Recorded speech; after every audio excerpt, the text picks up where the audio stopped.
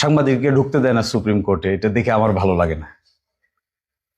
So learned attorney general for Bangladesh এই ব্যাপারে কার্যকরী উদ্যোগ নেবেন এবং সুপ্রিম কোর্ট বারের জনাব সম্পাদক এখানে উপস্থিত আছেন, তারা এই ব্যাপারে উদ্যোগ নেবেন এবং এই বারটা কিভাবে তোলা যায় এই জন্য একটা কার্যকরী উদ্যোগ নেওয়াটা জরুরি বলে আমার কাছে মনে হয়। অন্যথায় এক ধরনের মেন্টাল ডিস্টেন্স হয়ে যাচ্ছে। যেহেতু সাংবাদিক বন্ধুগণ প্রচলিত প্রসিডিংয়ের সঙ্গে নিজেদেরকে পার্টিসিপেট করতে পারছেন না, আমার ধারণা পেশাগত দায়িত্ব পালন করতেও এক ধরনের ডিফিকাল্টি ক্রিয়েট হচ্ছে। এখন আমাদের মাননীয় প্রধান বিচারপতি যে কারণে এই কাজটা করেছেন, প্রয়োজন হলে ওই কারণটাকে ঠিক রেখে কোনো একটা সুলিখিত আচরণ বিধি তৈরি করে একদিকে সুপ্রিম কোর্টের স্ট্যান্ডও ঠিক থাকতে পারে, আরেকদিকে সাংবাদিক বন্ধুদেরও পেশাগত দায়িত্ব পালনে যেন বাধাগ্রস্ত না হয়, এটাও হতে পারে। এই ব্যাপারে আমাদের বাংলাদেশের মাননীয় অ্যাটর্নি জেনারেল তিনি উদ্যোগ নিলে আমাদের মতো ছোটখাটো মানুষরা নিঃশর্তভাবে সহযোগিতার হাত বাড়িয়ে দিতে পারে। আর সেকেন্ড হলো, আমার বিবেচনায় মিজানুর রহমান খান সাহেবের নামটা আমি এখন একটু স্মরণ করি। এই জন্য প্রথম আলোতে যখন আর্টিকেল লিখতেন তখন ওনার আর্টিকেল আমরা এত মনোযোগ দিয়ে পড়তাম যে অনেক সময় আমাদের লিগেল রিসার্চকেও হার মানাইত। কিন্তু ইদানিংকালে এই ধরনের লেখালেখি দেখা যায় না। তা উই এক্সপেক্ট ফ্রম ইউ যে আপনাদের মধ্য থেকে এই ধরনের কর্মকাণ্ডে আপনারা অগ্রসর হবেন, যেন আমাদের জন্য আই ওপেনিং হয়। আমি এটাও দেখেছি এমন লিগেল ইস্যু যেগুলো সুপ্রিম কোর্ট এবং সিনিয়র আইনজীবীরাও আনসার দিতে সময় নিতেন, কিন্তু মিজানুর রহমান খান সাহেব এতটুকু সময় দেওয়ার আগেই একটা আর্টিকেল লিখতেন। That was an eye opening. Moti মাতবরের কেসে আমার মনে আছে, মতি মাতবর নামে একটা লোক ছিল যেখানে হাইকোর্ট ডিভিশন তাকে প্রবেশন দিয়েছিল। যেদিন প্রবেশন অর্ডারটা হয়, মিজানুর রহমান খান সাহেব এদিন রাতে আমার কল করেছিলেন যে এটা কি করে সম্ভব, জেলে না গিয়ে বাড়িতে থেকে কি করে সাজা কাটা সম্ভব। মতি মাতবরের 5 বছরের সাজা হয়েছিল একটা মাদকের মামলায়। 17 মাস তিনি জেল খেটেছিলেন। আপিল আদালত তার সাজা বহাল রেখেছিল। হাইকোর্টে এসে তিনি রিভিশন করেছিলেন। রিভিশন করার পরে এখান থেকে তিনি বেল পেয়েছিলেন এডমিশনের সময়। এই মামলাটা যখন শুনানির জন্য আসে তখন হাইকোর্ট ডিভিশন সিদ্ধান্ত নেন যে তার আপিল আদালতের রায়টা বহাল থাকবে, 5 বছরের সাজাই বহাল থাকবে। My lord justice Zafar Ahmed, single বেঞ্চের ম্যাটার। তো আমি গিয়ে আর্গুমেন্ট করে বললাম যে মাই লর্ড একটা বিকল্প রাস্তা বের করি, যে 17 মাস তো সে জেলে ছিলই, 5 বছরের ভিতরে এমন একটা কিছু আমরা আইনের সীমার মধ্য থেকে বের করি যে জেলে না গিয়েও এই সাজাটা অন্যভাবে খাটা যায় কিনা। তিনি আমাকে বললেন কিভাবে। তো আমি একটা রায় পড়েছিলাম অনেক আগে মাই লর্ড জাস্টিস ইমান আলীর, তিনি প্রবেশন নিয়ে অনেক আলাপ আলোচনা করেছিলেন। তো probation ordinance, offender of probations ordinance নামে 1960-তে একটা আইন আছে। এটা আমি দেখালাম, 1 দিন 2 দিন আর্গুমেন্ট হলো, কোনোভাবেই উনি সন্তুষ্ট না। অবশেষে বললেন যে আমি এইভাবে কোনো আদেশ দিতে পারবো না, আমি একটা অর্ডার দিচ্ছি, প্রবেশন অফিসার একটা রিপোর্ট সাবমিট করুক আগে, তারপর। তো প্রবেশন অফিসার রিপোর্ট সাবমিট করেছে, করে বলছেন যে ওনার সন্তান আছে, বৃদ্ধ মা আছে, ওনার ক্যারেক্টার এখন পর্যন্ত ভালো, ওই বেল নেওয়ার পরে আর কোনো অপরাধের সঙ্গে যুক্ত হয় নাই। তখন হাইকোর্ট ডিভিশন এই রুলটা অ্যাবসলিউট করে 2 বছরের প্রবেশন দিয়ে বাড়িতে থেকে সাজা পালন করার এক ব্যবস্থা করে দিলেন। এই রায়টা খুব পাবলিশ হলো। তারপরে মিজানুর রহমান খান সাহেব রাতে 11টার দিকে আমার কল দিলেন যে আমি এটার উপর লিখবো। পরের দিন সকালবেলা দেখি প্রথম আলোতে বিরাট বড় আর্টিকেল প্রবেশন নিয়ে, আমার সঙ্গে ওনার কি আলোচনা হয়েছে এগুলো একেবারে রেফারেন্স দিয়ে দিয়ে। তো আপনাদের মধ্যে এইরকম ইনকুইজিটিভ মাইন্ড দেখতে পাইলে we will be very happy to see. তাহলে আমাদের প্রফেশনাল দায়িত্ব পালন করতে আরো সহজ হয়, আমাদেরও আই ওপেনিং হয়। আমরা উকিল যারা আছি আমাদের চাইতেও অনেক ভালো লিগ্যাল আন্ডারস্ট্যান্ডিং এর জার্নালিস্ট এই জগতে আছে। তো আমি দেখেছি আছে, পৃথিবীর বিভিন্ন জায়গায় আছে, ইংল্যান্ডে আমেরিকায় আছে। বুদ্ধা জার্নালিস্টদেরকে অনেক সময় তাদের রিসার্চের কারণে লয়াররাও তাদের কাছ থেকে শিক্ষা অর্জন করে। That would be the ultimate scenario professionally. আর লাস্টের কথাটা শুধু এতটুকুই, মাননীয় অ্যাটর্নি জেনারেল আছেন এখানে, জুলাইয়ের বিচারটা কেন জানি স্লো হয়ে গেছে।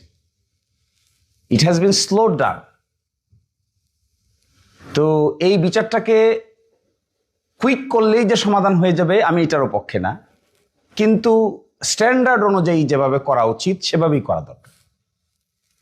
যে এভিডেন্সেসগুলো এখনো আছে, এই এভিডেন্সেসগুলো এখনো লাইভ আছে, সেই এভিডেন্সেসগুলোকে এখন অ্যানালাইসিস করলে যত সহজ হবে, সময় যত যাইতে থাকবে অনেক এভিডেন্সই আস্তে আস্তে ডিসঅ্যাপিয়ার হইতে থাকবে এবং অপ্রাসঙ্গিক হয়ে যেতে পারে। তো আমার একটা অনুরোধ থাকবে, আসলে যে তিনটা এজেন্ডার মধ্যে একটা বড় এজেন্ডা ছিল জুলাই রেভলিউশনে যে ক্রাইম হয়েছে, ক্রাইমটার বিচার করতে হবে, সেটা ক্রাইম এগেনস্ট হিউম্যানিটি আকারে, এবং সেই বিচারে আমার ধারণা রাষ্ট্রপক্ষ, দেশের মানুষ এবং সকলেরই কমন ইন্টারেস্ট আছে, ইজ টু ট্রাই দি পারপিট্রেটরস। নিশ্চয়ই আমি কোনো অ্যাবিউজ অ্যান্ড মিসইউজ অফ পাওয়ারের পক্ষে না, নিশ্চয়ই আমি কোনো নিরপরাধ লোকের শাস্তি হোক, এটা কোনোদিনই আমরা চাইব না, কিন্তু অ্যাপ্রোপ্রিয়েট লোক যে বা যারা যা করেছেন, he should be brought to justice. এবং যদি এটা এই নেশন ফেল করে, that would be a blunder, এবং এটা ইতিহাসের পাতায় আরেকটা নতুন কলঙ্ক লিখতে হবে। তো আমাদের এক্সপেকটেশন থাকবে from our view, from our point of view, আমরা একজন আইনজীবী হিসেবে ন্যায় বিচার হোক, কোনো নিরপরাধ মানুষকে অযথা সাজার এবং শাস্তির জন্য জেলে রাখা না হোক, that is our stand. But at the same time, যিনি who has already committed crime directly, the evidences are here, direct evidences are here, he or she should be brought to justice as quickly as possible. রামিসার বিচার যদি possible হয়ে থাকে এত দ্রুততম সময়ের মধ্যে, we appreciate the government, we appreciate attorney general office, at the same time we want to see রাষ্ট্র যদি চায় it is possible. This is the example. এবং স্টেট যদি মনে করে যে নাকি perpetrator, he should be brought to justice, it is possible. এই রামিসার বিচারের মাধ্যমে রাষ্ট্রের যে এবিলিটি আছে, ইট হ্যাজ বিন প্রুভড। এখন প্রশ্ন, এই এবিলিটি কি তারা পিক এন্ড চুজ করে কাজে লাগাবে নাকি ইন জেনারেল কাজে লাগাবে? তারপরে আমি বলছি, এমন কিছু মাননীয় অ্যাটর্নি জেনারেলের পরামর্শে বাংলাদেশে করা উচিত যা অতীতে কেউ কোনোদিন দেখে নাই। তার একটা হতে পারে, হাইকোর্ট ডিভিশনে সরাসরি অ্যাডহক জাজ নিতে পারেন, নির্ধারিত কোনো সময়ের জন্য বিশেষ কোনো মামলা নিষ্পত্তির জন্য উদ্যোগ নিতে পারেন। 1250 মৃত্যুদণ্ডের মামলা পেন্ডিং আছে, একটা নারী শিশুর জন্য বেঞ্চ করা হয়েছে, বাকি 1250 লোকের ভিকটিম যারা, তারা কি হতাশ হচ্ছে না? তারা কি এগুলো দেখে নিজের অন্যের প্রতি জেলাসি জন্ম নেবে না? নিশ্চয়ই নিতে পারে। আজ থেকে 8 বছর আগে যার মৃত্যুদণ্ড হয়েছে, সে যেমন খালাস পাইতে চায়, এট দ্য সেম টাইম ওই যে ভিকটিমের কারণে তার মৃত্যুদণ্ড হয়েছে, তার পরিবারও তো বিচারের জন্য অপেক্ষা করছে। ফলে একটা ব্যবস্থা হতে পারে, এই 1250 মৃত্যুদণ্ডের মামলা শেষ করে দেওয়ার জন্য হাইকোর্ট ডিভিশনে লয়ার এবং নিচের জাজ থেকে কিংবা রিটায়ার্ড জাজ থেকে, আমি দেখেছি ইন্ডিয়ান সুপ্রিম কোর্টে এগুলো হয়েছে, ইন্ডিয়ান হাইকোর্টগুলোতে এগুলো হয়েছে, 1 বছরের জন্য 2 বছরের জন্য বিশেষ অ্যাডহক জাজ নিয়োগ করে 2 বছর শেষ হয়ে যাবে, মৃত্যুদণ্ডের মামলাও শেষ হয়ে যাবে, বিচারক সাহেবের কাজও শেষ হয়ে যাবে। That is a special type of জাজেস। এদেশে হয়, ইন্ডিয়ান সাবকন্টিনেন্টে হয়েছে, পাকিস্তানে আমি একটা গাইডলাইন দেখেছি হয়েছে, ইন্ডিয়া কলকাতা হাইকোর্টে দেখেছি হয়েছে, নাগপুর হাইকোর্টে দেখেছি আমি হয়েছে, at the same time Indian supreme কোর্টে হয়েছে।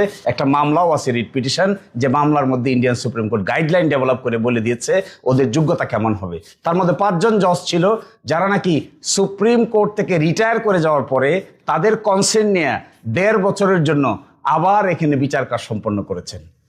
স্পেসিফিক এজেন্ডা, অন্য এজেন্ডা থাকে না, for particular disposal of the cases.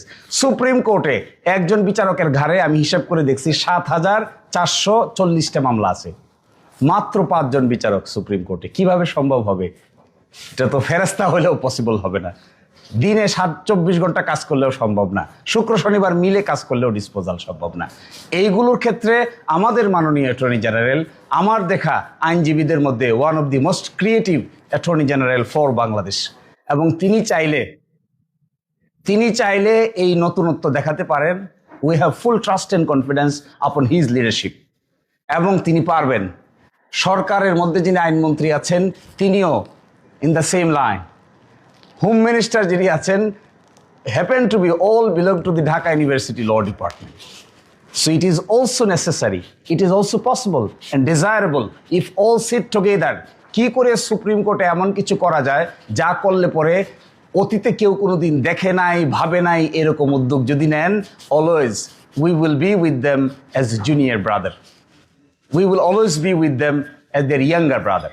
এবং আমি মনে করি July should be the priority, supreme কোর্টের reform should be the priority. বড় ধরনের রিফর্ম দরকার, না হলে মানুষের মধ্যে হতাশার জন্ম হতে পারে। সকলেই ভালো থাকবেন, আল্লাহ হাফেজ, থ্যাংক ইউ।